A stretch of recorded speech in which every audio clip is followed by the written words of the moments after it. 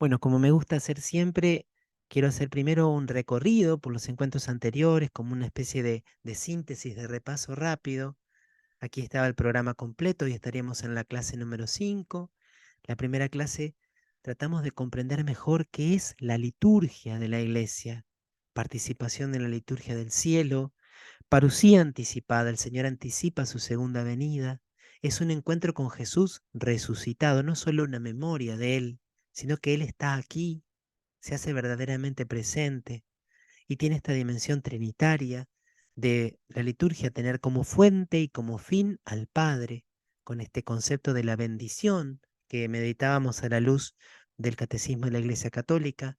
La definición del concilio, que decíamos no es tan sencilla, pero que dice mucho, es el ejercicio del sacerdocio de Cristo, que especialmente él realizó en su misterio pascual, y por lo tanto todo acto litúrgico es presencia de la Pascua.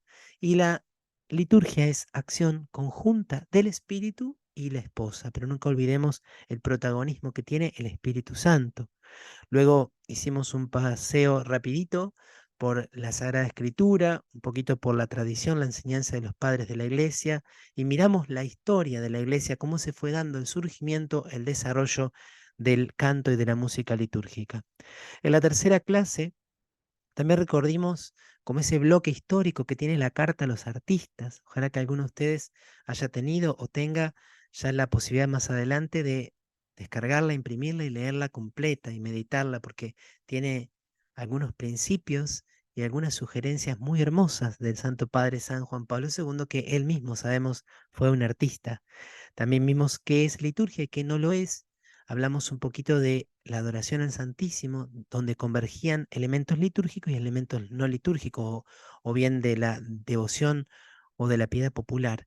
Y vimos allí, leímos y comentamos brevemente lo que dice el Concilio Vaticano II sobre la música litúrgica y también la definición que daba música en sacra. En la última clase lo que habíamos hecho es como un balance, luces y sombras de la situación actual. Yo en el libro cito también una declaración cantate domino de un grupo de músicos, músicos más bien profesionales, que se reunieron y, digamos, si están enfocados en la música litúrgica, se habían reunido en Roma y el balance que habían hecho era bastante más oscuro o bastante más negativo que el que yo traté de transmitir en esta clase y que transcribo en el libro. Por eso, de ese balance, algunos elementos me parecían muy certeros, muy adecuados, otros quizás un poco más opinables. Por supuesto, eso no tenía valor magisterial, sino que era un conjunto de expertos, pero si tenía ese valor de personas muy dedicadas, van a tener la referencia en el texto del libro. Decíamos que tratábamos de recoger todo lo anterior y por qué cantar en la liturgia. Y la liturgia, la música, perdón, tiene una serie de características antropológicas que la hacen un medio muy pero muy hermoso como expresión del mundo interior, con la dimensión que tiene también de belleza, la capacidad que tiene la música de crear comunidad no solo en la liturgia, sino en todos los otros ámbitos humanos, y de crear un ambiente de fiesta. Tratábamos de salir de una definición demasiado superficial de la palabra fiesta y decíamos que era la irrupción de la eternidad en el tiempo, y que Benedicto XVI tenía un libro titulado La fiesta de la fe, un libro que se refiere a la liturgia, uno de sus grandes temas. Y finalmente, el papel dentro de la celebración tenía una función sacramental y una función ministerial. ¿Por qué sacramental? Porque hacía visible lo invisible, un poco en la línea de las características antropológicas de la primera, pero también una función ministerial, y citábamos a Padre Luis Alessio que decía que tiene una función diaconal. La música está al servicio de Dios, al servicio de las personas que están allí buscando encontrarse, experimentar la comunión con el Dios Trinitario, y también una función diaconal en relación a la palabra. Cerrábamos el encuentro pasado, la segunda parte, preguntándonos quiénes son o cómo llamar a aquellos que ejercen este servicio de la música, cantores, ministerio de música o coro, y recogíamos algunas características que señalaba el concilio y la introducción general del misal romano, pero también decíamos que los que están en las escuelas, la Schola Schole Cantorum son verdaderos ministros, ejercen un verdadero ministerio, son ministros, ¿sí? Y por eso eso requería una serie de cualidades.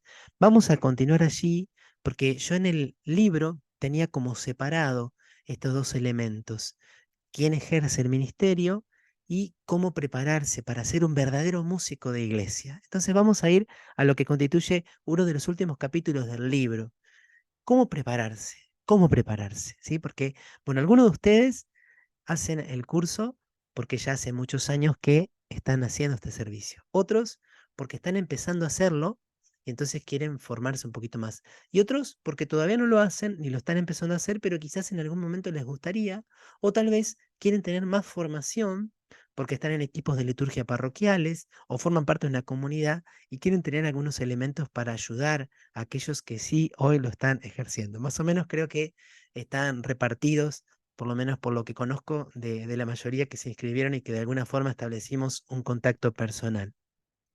Pero si vos sos de esta persona que te venís experimentando llamado por Dios, que sentís que esto es lo tuyo, o que haces otras cosas en la iglesia, pero sentís un particular llamado a servir a tus hermanos y a Dios a través de la música, para vos especialmente va a ser esta partecita. Y para todos, tal vez aunque no sientan un llamado particular o un énfasis quizás dentro de su camino de servicio en la iglesia, les puede dar elementos para ayudar a otros. Ya van a ver cómo. Porque en el fondo todo se resuelve en la persona formada. De hecho, la formación de las personas es siempre el elemento clave.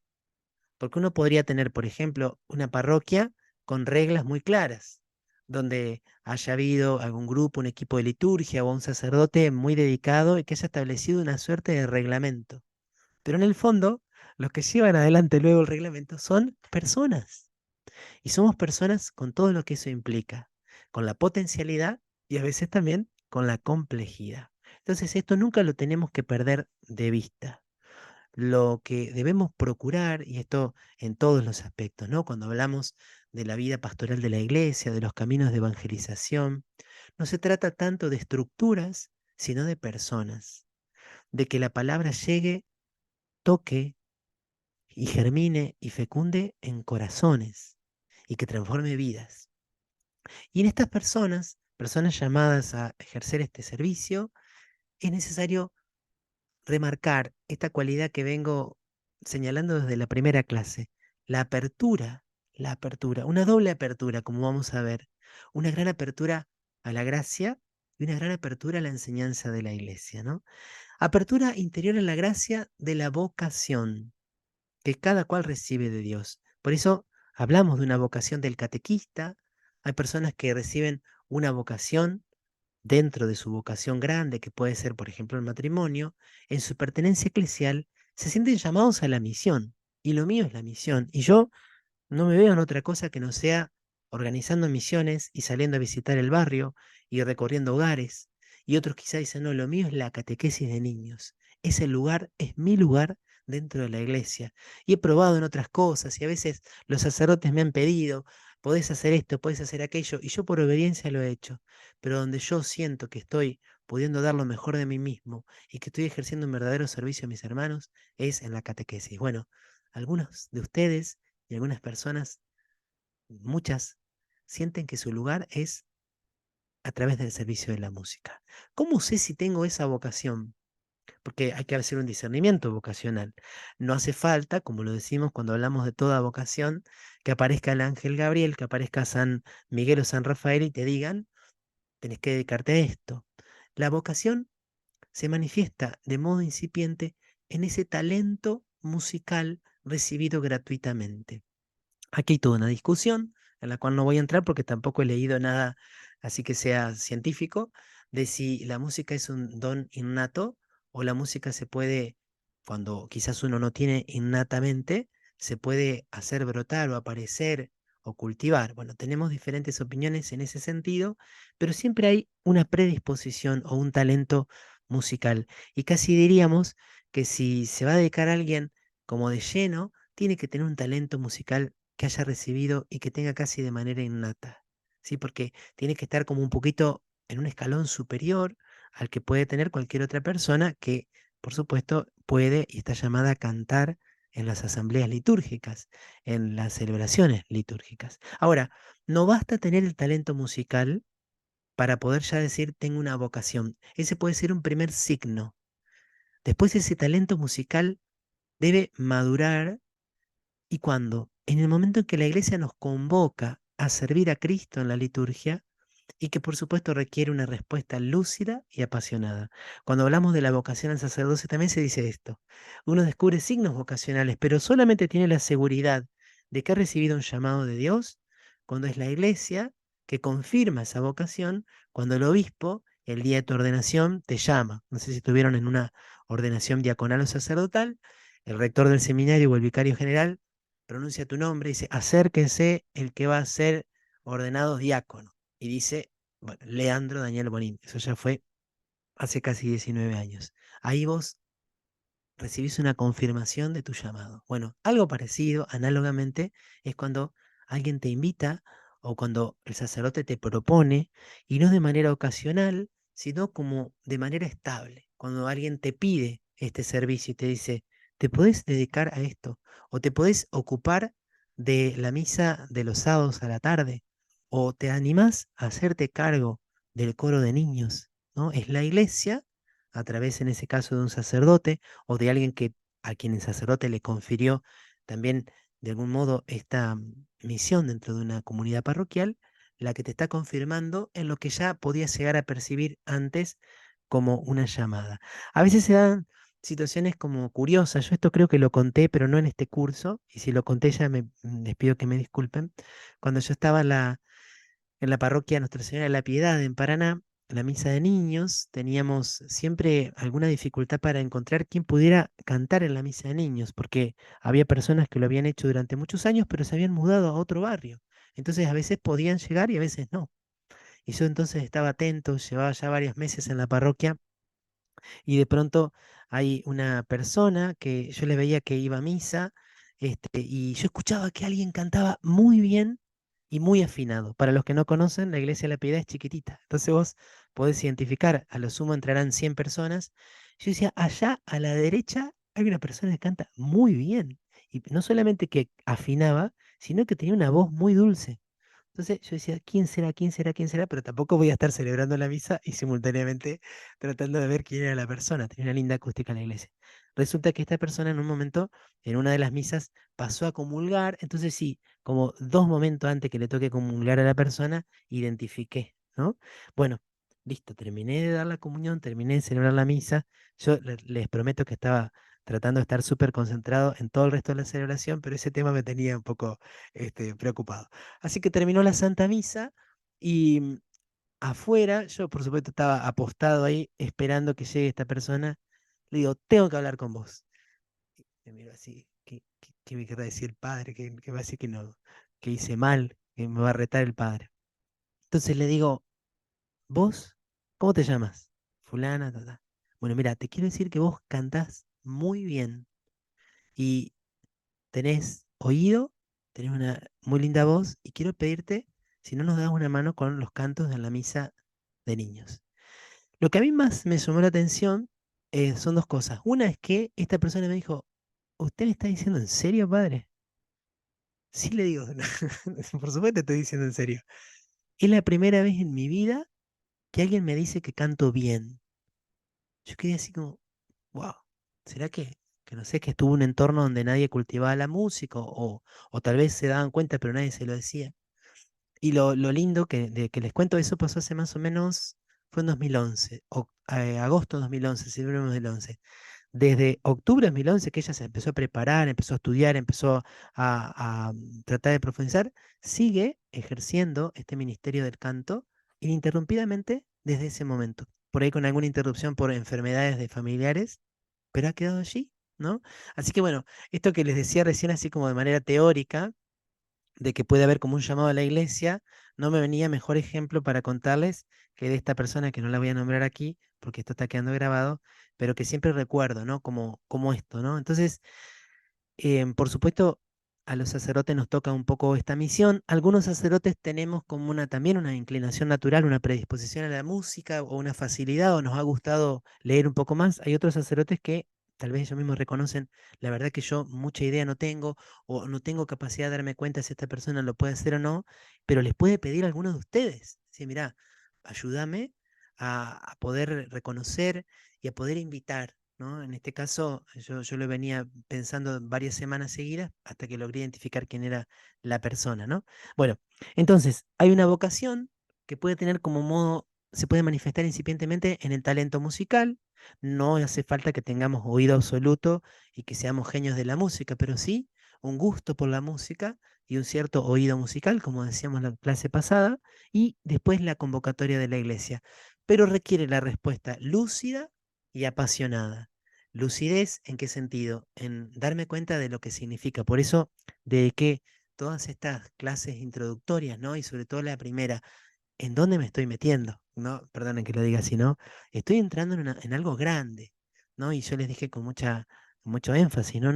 Cantar en la liturgia es más importante que cantar en Cosquín, que cantar en un teatro importante, lleno de personalidades, es más importante que cantar en el Estadio Monumental repleto de gente, es más importante que cantar en un evento, en un concurso de canto que ven millones de espectadores, porque es cantar y es colaborar en algo tan grande como es la actualización del misterio pascual y la anticipación de la segunda venida para nosotros. Entonces es grande. Y por supuesto, nadie sería digno. Alguno me planteaba, dice, la verdad que yo no me siento digno sabiendo todas estas cosas. Es que nadie es digno. Por supuesto, yo no soy digno en absoluto de nada de lo que me toca hacer como sacerdote, pero sí entrar con una cierta conciencia y con lucidez. Y esa conciencia lleva como consecuencia la responsabilidad, una responsabilidad apasionada, ¿no? Como algo de verdad con lo cual yo me quiero comprometer y que lo quiero hacer lo mejor que me salga. Y quizá este año me sale bien y el año que viene me sale muy bien y el otro año me sale excelente, ¿no? Y voy tratando de purificarme y de perfeccionarme cada vez más. Pero de entrada soy consciente de que estoy aquí porque me ha llamado el Señor. Para eso, para esta respuesta hace falta formación. Ya lo dijimos, pero en el libro y en el curso me parece lindo enfatizarlo, en actitud siempre de servicio. ¿Por qué? Porque la liturgia es un ámbito que está sujeto a normas, donde no hay espacio para la improvisación. No me estoy refiriendo a que a veces, bueno, un organista de pronto se prolonga un rito y tiene que tocar alguna variación, sino que no soy yo quien puedo determinar las cosas, sino que las cosas en la liturgia ya vienen determinadas. Y yo no puedo decir, ah, se me ocurrió cantar en este momento, vamos a poner un canto acá. Y es que no es así, porque es la liturgia, es la madre iglesia que ha determinado a lo largo de su historia y a través de su misma vida cuáles son los momentos donde es conveniente, es bueno y cuando no. Por eso es necesario dejarse guiar y dejarse modelar esta actitud de apertura, renunciar a una supuesta autonomía del arte, que es algo que está muy presente en los ámbitos culturales, como que parece que sí, como que el arte no, nadie lo puede regir porque es un espacio de absoluta libertad. Bueno, aunque este principio es cuestionable siempre porque no se puede hablar de una absoluta autonomía, por ejemplo, del arte en relación a la ética, eso sería un error, pero menos que menos en el ámbito del culto divino. Por eso es necesaria la virtud de la humildad, ya hablamos el otro día, humildad que no significa negar los dones, humildad que no significa no reconocer lo bueno, lo grande, lo hermoso que Dios puso en mi persona. Yo me doy cuenta y le doy gracias a Dios y no lo oculto. Por supuesto que aquí tenemos una libertad frente a Dios y frente a la iglesia de que alguna vez nos pueden pedir un servicio en la iglesia y tenemos el derecho de decir que no. O si, por ejemplo, de pronto hay una etapa de mi vida donde estoy muy sobrecargado de responsabilidades familiares o incluso pastorales que ya asumí y de pronto el obispo me dice, necesito que te hagas cargo del coro diocesano, pero yo veo que en este momento no lo puedo asumir como hijo de Dios, en un discernimiento sano y sereno, puedo decirle, Monseñor, le agradezco su propuesta, pero en este momento siento que no lo puedo asumir. Distinto es la falsa humildad de aquel que dice, no, yo no me quiero exponer porque tengo miedo de que caer en la vanidad, o no me quiero exponer porque yo no quiero que me vean. Y ahí tenemos que tener cuidado, porque ahí se podría meter el mandinga hacernos tener escrúpulos de poner al servicio de los demás dones que no son nuestros ni son para nosotros. Y de nuevo, aquí en esto de la humildad, también uno puede decir, yo la verdad es que prefiero estar en misa como fiel y disfrutar de la celebración como fiel. Y eso, por un lado, expresa algo muy lindo.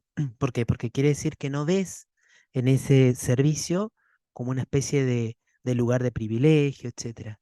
Pero también podría haber un poco de pereza y podría haber un poquito de comodidad, ¿no? Entonces, la humildad es preguntarle a Dios y dejarme guiar por Dios. Y si recibí un talento, y especialmente cuando en mis comunidades parroquiales o en mi capilla no hay otras personas que tengan ese mismo talento, y tal vez a veces soy el único o uno de los pocos que lo tiene, no sería un acto de humildad rechazar ese servicio, sino quizás puede ser un acto de comodidad. Bueno, y esto por supuesto es un discernimiento personal. Yo solo planteo principios, renunciando a todo afán de protagonismo, de reconocimiento y de búsqueda de alabanzas, ¿no? Y es inevitable que eso pase. Y si vos te repreparaste y salió preciosa la misa y la gente realmente a través del canto se unió más al Señor porque le ayudó todo, y vienen y después de la misa te lo dicen. Y bueno, tenés que simplemente decir, no a nosotros, Señor, no a nosotros, sino a tu nombre, da la gloria. Agradecer y ofrecérselo todo al Señor. Una cosa es recibirlo cuando eso se dé de manera espontánea y otra cosa es hacerlo para que eso ocurra. Un poco lo de los fariseos que tanto venimos escuchando en el tiempo de Cuaresma, ¿no? Y aquí, cuando hablamos de reconocimiento, yo en el libro introduzco, y está una de las diferencias que tengo con ese material que yo les comenté, ¿no? De ese grupo de músicos expertos, porque ellos abogaban para que los músicos de iglesia sean todos pagos, ¿eh? Que se le pague al organista, que se le pague a la persona que dirige el coro, que se le pague a aquel que se hace cargo de ese ministerio. Parece ser que en Europa, o incluso en los Estados Unidos, mi hermano estuvo viviendo en Europa unos años y conoció Estados Unidos, viajó por otros motivos. Decía que lo habitual es que, bueno, las parroquias obviamente tienen otro tipo de situación económica. Hay países en Europa donde las personas a la hora de pagar sus impuestos marcan la X y un porcentaje de sus impuestos va a la iglesia de la cual se declaran miembros. Entonces todas las parroquias y todas las diócesis reciben un ingreso económico fijo que viene de los impuestos de los ciudadanos, lo cual tiene sus ventajas, pero tiene sus enormes desventajas. Si me preguntan a mí, yo me quedo feliz aquí en Argentina, donde vendemos alfajores y empanadas para juntar unos pesos y llegar a hacer las cosas que hay que hacer, y no esa suerte de prosperidad económica que te puede complicar mucho más la vida de lo que parece. Pero ellos planteaban que el músico de iglesia, si la iglesia espera que los músicos realicen este servicio con la profesionalidad que indican los documentos de la iglesia, tienen que ser remunerados, ¿no? Y bueno, tengo algunos amigos que opinaban así. Yo personalmente considero que, primero que en Argentina, por lo menos, algunos de ustedes son de otros países, en Argentina es prácticamente imposible, es totalmente imposible. Entonces, por más que digamos sí, sí tendría que ser así, no lo podríamos llevar adelante, ¿no? Tendríamos que vender más docenas de pasteles y de empanadas para pagarle a los músicos. Yo creo que sí, puede ser conveniente, pero aquí no es tan difícil de orquestarlo, que en las catedrales o en las iglesias históricas donde haya órganos de tubos reales, haya personas que tengan alguna cierta retribución económica, porque en ese caso hay una cuestión cultural, histórica y también una cuestión que tiene que ver con el cuidado y el mantenimiento del instrumento, porque los órganos de tubos reales no cualquiera los puede ejecutar bien y el uso indebido puede dañar el instrumento y la falta de mantenimiento puede inutilizarlo totalmente. Pero además se supone que donde hay schola cantorum bien preparadas y donde hay organistas que pueden dedicarle varias horas a la semana a la cuestión, se puede transformar como en una usina de verdadero canto litúrgico que se difunda más allá de esa iglesia o de esa diócesis. Entonces, ese esquema a mí no me parece mal, incluso no es tan difícil porque por lo menos en muchas ciudades, las ciudades capitales, bueno, en Buenos Aires, por ejemplo, conozco algunas iglesias, ese cargo o ese reconocimiento económico no lo hace la iglesia, sino que lo hace el Estado. Hay como un convenio entre no sé, el patrimonio histórico o bienes culturales del Estado y esa iglesia catedral.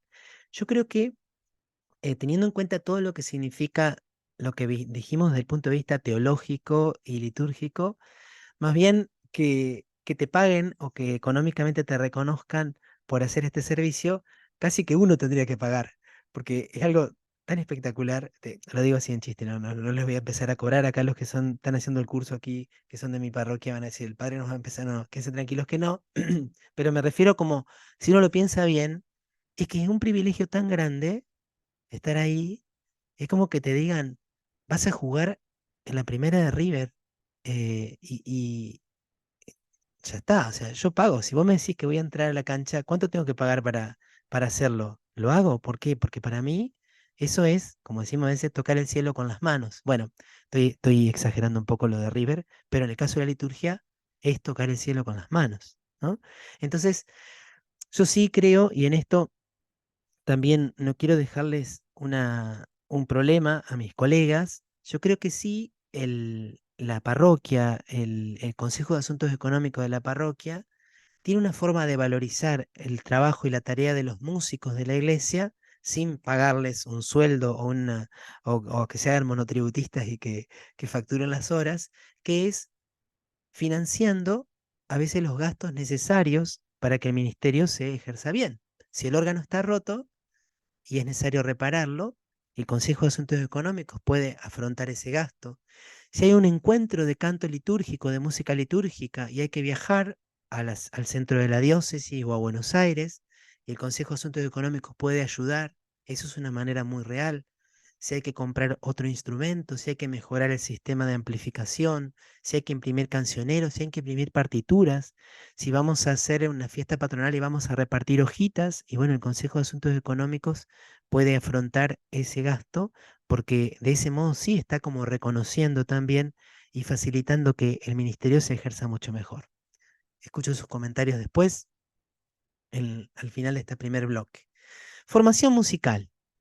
De nuevo, yo no soy músico profesional, y entonces siempre digo, este año decía, tenía ganas, che, mira si tomo unas clases de canto, porque se me están yendo los años y me doy cuenta que el registro va cambiando o que voy adquiriendo vicios, pero no me doy cuenta porque nadie me corrige. Muchos se deben dar cuenta, pero nadie me lo dice. Y decía, ¿qué tal si tomo unas clases de canto? Bueno, en realidad la formación musical se puede obtener de muchas maneras. A veces cuando decimos formación musical, por ejemplo en el caso de la voz, puede ser, sí, efectivamente tomar clases de canto de manera presencial, individual, o yendo a participar de otro coro, ¿no? Que eso es una buena opción. En muchas ciudades hay coros gratuitos donde hay algún profesor que da algunas clases de técnica vocal, que enseña a modular, que enseña a respirar. Quizá el repertorio que hacen en ese coro es nada que ver con el canto litúrgico, pero todo lo que vos creces desde el punto de vista técnico favorece y facilita luego, si es bien armonizado con la dimensión sobrenatural y espiritual, favorece el ejercicio de tu ministerio. Aprovechar todas las oportunidades para crecer, ¿no? También, como ya dijimos, hoy tenemos muchos recursos y por eso cultivar el gusto por la buena música, ¿no? Escuchar mucha música y música que tal vez yo nunca voy a llegar a cantar porque excede mis capacidades o mis posibilidades técnicas, pero que sí a mí me va perfeccionando también el oído, la sensibilidad, perfeccionándonos continuamente sin conformarnos con lo que ya sabemos. Esto quizás especialmente para quienes ejecutan o ejecutamos un instrumento musical. Y yo digo, bueno, yo ya sé tocar más o menos bien, toco mejor que hace 10 años, sí, pero no te quedes, seguí perfeccionándote. Y a veces seguir perfeccionándose significa someter los conocimientos a la guía de alguien más expertos. Pasa que ahí entra una cuestión muy sensible que es dejarte corregir y que el otro te diga, estás haciendo mal, esa armonía no suena bien, o mira, este pasaje no queda prolijo así, hacelo asá, o si ejecutas la guitarra, que te diga, mira, me parece a mí que estos tonos que estás usando o esta manera que tenés de arpegiar o de rasguear no quedan tan bien, tené cuidado con esto. Y bueno, y requiere humildad para que alguien me diga algo que yo quizá lo puedo hacer todavía mejor. Dice ensayando con espero, pero es con esmero. También a veces cuando uno ya adquirió un cierto dominio sobre un instrumento o incluso sobre la voz, uno puede, decimos aquí en Argentina, cancherear un poquito, pero es sumamente importante ensayar. Es otra cosa cuando uno ensayó. Y si canto solo, porque me toca en este momento tocar la guitarra y cantar o tocar el órgano y cantar solo, no importa, ensayo igual. Ahora, si vas a cantar con otros, obligatorio ensayar. Obligatorio ensayar. ¿Por qué? Porque si es otra persona, salvo que hace 15 años que canten juntos y ya se conozcan mucho y por algún motivo no pueden ensayar, pero a veces dos personas que son eximios en lo que hacen, pero se juntan para cantar o para tocar dos instrumentos distintos y es muy difícil que salga bien sin haber ensayado. ¿Por qué? Bueno, porque supone que también haya como un acomodarse recíprocamente el uno al otro, ¿no? Y también, esto lo agrego yo porque eso no lo tenía en el libro, capacitándose en el arte de enseñar a otros y hacer música con otros. Sobre todo esto de enseñar a otros. De nuevo, ya lo dijimos la semana pasada, no todos se sienten cómodos poniéndose adelante de la asamblea, por ejemplo, en la misa de niños o en la misa del domingo a las 20, 10 minutos antes de la misa, y dicen, vamos a ensayar la antífona del Salmo o vamos a ensayar el estribillo del canto de comunión. Hay personas que son felices estando al costadito, escondidas, sin que nadie se dé cuenta. Aún quizás sentadito en tu banco, poder desarrollar y ejercitar esta dinámica del ensayo. Vamos a ensayar, porque yo creo que esa es una de las patas que al menos en la mayoría de las comunidades parroquiales que conozco nos están faltando. Personas que se sientan a gusto y que asuman el desafío de enseñar a otros a cantar canto litúrgico. Bueno, continuamos con la siguiente placa donde habla de la formación teológica y litúrgica. ¿Cómo se hace esto? Bueno, donde haya encuentros, donde haya diócesis, donde tengan mejor armonizada la pastoral musical, participando en esos encuentros, siendo enamorados de la fe y de la iglesia. Y un enamorado procura conocer cada vez más para amar más, ¿no?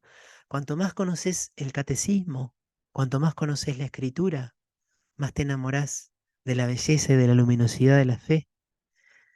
Y conociendo específicamente el catecismo, en todo lo que enseña sobre la liturgia y en especial la Eucaristía, también las cartas, las encíclicas, las exhortaciones apostólicas de los papas que han escrito sobre la Eucaristía especialmente, y conocer los libros litúrgicos para impregnarse del espíritu que ellos encierran y comunican. Ahora, por ejemplo, que viene el Triduo Pascual y la Semana Santa, qué importante es que si te toca cantar o tocar en alguna de estas celebraciones, hay varias formas de prepararlas. Y hoy en internet tenemos muchos recursos. Pero mi consejo es este. Pedile a tu sacerdote o pedile a la persona que está encargada de la liturgia que te preste el misal. Te conseguís un par de horas, te vas a la parroquia, te buscas un lugarcito y buscas Domingo de Ramos. Y te lees desde la introducción hasta el final de la celebración. Todo lo que dice, todo lo que sugiere, paso por paso, detalle por detalle. La letra negra, que son los textos, la letra roja, que son las rúbricas, las indicaciones, y cuando te cita otra, alguna otra referencia, te vas y lo buscas. De verdad que eso te cambia el panorama. Hay lugares donde esto se hace en comunidad, ¿no? Entonces, vamos como coro, vamos a preparar la celebración, nos reunimos y leemos todo lo que dice el misal. O hacemos fotocopias, bueno, hoy por hoy podemos sacarle fotos y compartirlos por el grupo de WhatsApp, pero es súper importante conocer los libros litúrgicos, no solo la introducción general, la instrucción general de misa romano, sino también cuando son celebraciones particulares, leer con atención las rúbricas. Eso puede dar muchísima luz y además que tiene como algo muy especial, ¿no? El libro litúrgico. Y por supuesto decíamos la formación espiritual.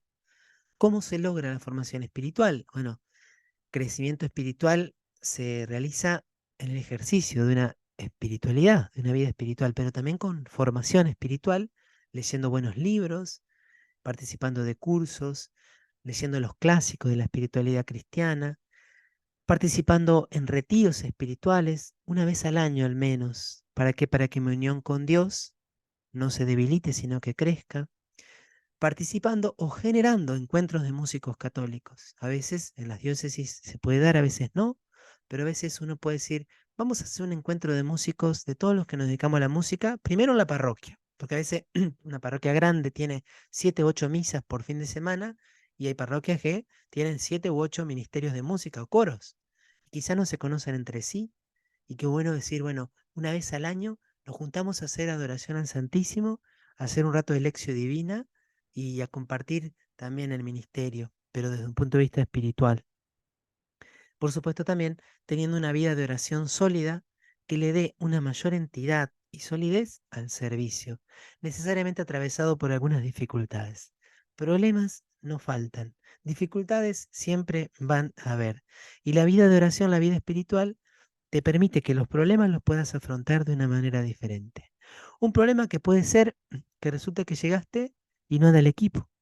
¿No? ¿Y por qué no anda? No, porque lo usó alguien y conectó mal no sé qué y se quemó un parlante. Y bueno, llegaste y te tocaba cantar en la misa y tuviste que hacerlo así como se pudo, ¿no? O un problema de que te habían invitado a tocar en una celebración y cuando fuiste también le habían pedido a otra persona. ¿Y qué pasó? ¿Y por qué me dijeron y yo falté a tal lugar para venir y resulta que había otro? Bueno, ese tipo de cosas pueden pasar, ¿no? O a veces puede pasar, como ya lo he dicho, y lo quiero decir con mucha, también como no, simpáticamente, no para criticar a nadie, porque a mí también me ha pasado, que te encontres al párroco o al sacerdote de mal humor, y que de pronto te equivocaste en un canto y te hice una cara ahí delante de todos.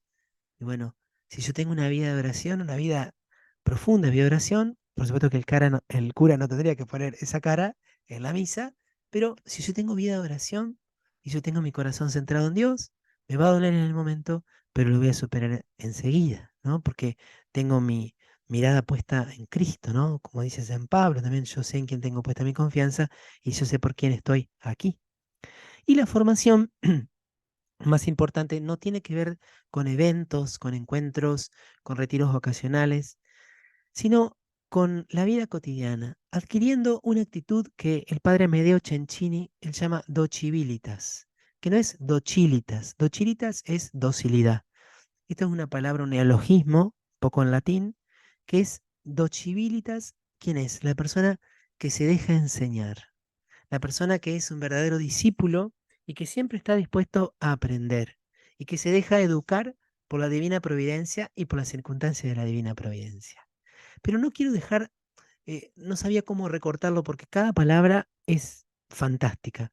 Esto que le voy a leer ahora sobre el sensus ecclesiae, que perdón, que literalmente significa el sentido de la iglesia o el sentir de la iglesia, al sentir con la iglesia, de alguna forma se podría traducir. Pablo VI se lo dijo en un discurso a un grupo de religiosas que se dedicaban a la pastoral de la música. Yo no recuerdo si era en Italia o en una diócesis de Italia. Dice Pablo VI, atención, estas palabras son muy profundas y muy bellas. Pablo VI hablaba con mucha elegancia y precisión, sin el cual, o sea, sin el sensus ecclesiae, el canto, en lugar de ayudar a fundir los espíritus en la caridad, puede ser fuente de malestar, de disipación, de rompimiento de lo sagrado, cuando no de división en la misma comunidad de los fieles. Esto es del año 71, 72, donde Pablo VI ya venía hablando, ¿no?, del dolor que le provocaba la no correcta aplicación de los principios del Concilio Vaticano II, ¿no? Pero me encantó esta frase, fundir los espíritus en la caridad. Sensus Ecclesiae, dice luego, querrá decir para vosotras sacar en la obediencia, en la oración y en la vida interior las altas y elevadoras razones para vuestra actividad musical. ¿Dónde surgen las razones? En la obediencia al llamado, en la oración y en la vida interior. Sensus Ecclesiae querrá decir también estudiar a fondo los documentos pontificios y conciliares para estar continuamente puestos al día en los criterios que regulan la vida litúrgica. Sensus Ecclesiae querrá decir finalmente discernimiento para cuanto se relaciona con la música en la liturgia. No todo es válido, no todo es lícito, no todo es bueno. Aquí lo sagrado debe conjugarse con lo bello, en una síntesis armoniosa y devota, que permita a las capacidades de las distintas asambleas expresar plenamente su fe para gloria de Dios y edificación del cuerpo místico. Menciona allí las capacidades de las distintas asambleas. Es un tema sobre el cual vamos a volver, si Dios quiere, en la próxima clase.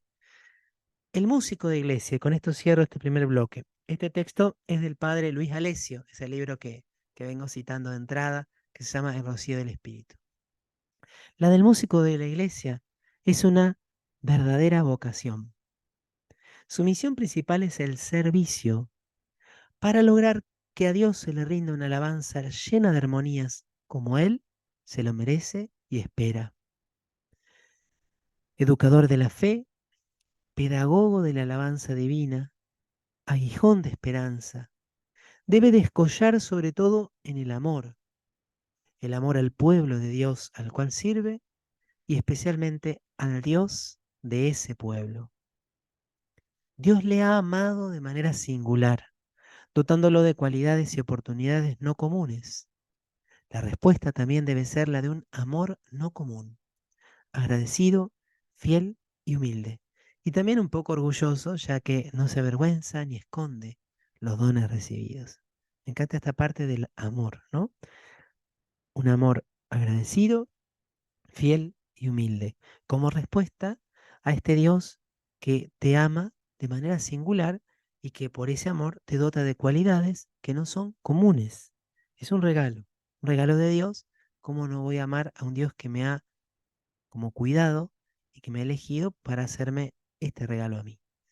El músico de iglesia debe encontrarse con el Señor cara a cara en una oración personal y frecuente, que le permita santificarse mediante el servicio abnegado, implicado en la técnica necesaria e indiscutible de su arte. Y decía, el servicio abnegado, estudio, ensayo, paciencia y perseverancia. Aquí hay una idea que está enunciada muy sutilmente, que es muy común en la espiritualidad sacerdotal. Se nos dice a los sacerdotes, el sacerdote se santifica santificando. El sacerdote se santifica santificando. ¿Por qué esta frase? ¿Qué significa? Durante muchos siglos, por ahí sucedía que la fuente de la espiritualidad que bebían los sacerdotes diocesanos era la espiritualidad monacal, la espiritualidad benedictina o la espiritualidad trapense o la espiritualidad carmelita. Y por supuesto que podemos nutrirnos en esa espiritualidad, pero lógicamente no es la misma la vida de un monje trapense que de un sacerdote diocesano. Entonces, poco a poco los papas y algunos también teólogos formularon esta idea de el sacerdote se santifica santificando a otros. La actividad del sacerdote, por ejemplo, llega alguien a pedir que le bendigan el agua, o alguien que te pide que le bendigas la casa, o alguien que va a confesarse y la tenés que atender y escuchar su historia, o el ejercicio de la dirección espiritual. Esas acciones no te alejan de la santidad, sino que son tu lugar de santidad. Te santificas siendo canal de santidad para otros. Se santifica santificando. Bueno, análogamente, el músico de iglesia se santifica en ese servicio que hace a los demás. Cuando hace calor y te juntás igual a ensayar, cuando dedicas una hora semanal o cada tanto encontrás el huequito para estudiar y para leer, cuando vas a ejercer tu servicio y en ese llegar a tiempo y preparar todo, te estás santificando. No es como un obstáculo. Y en eso también yo sé que, y comparto esta experiencia que muchos por ahí dicen, ¿no?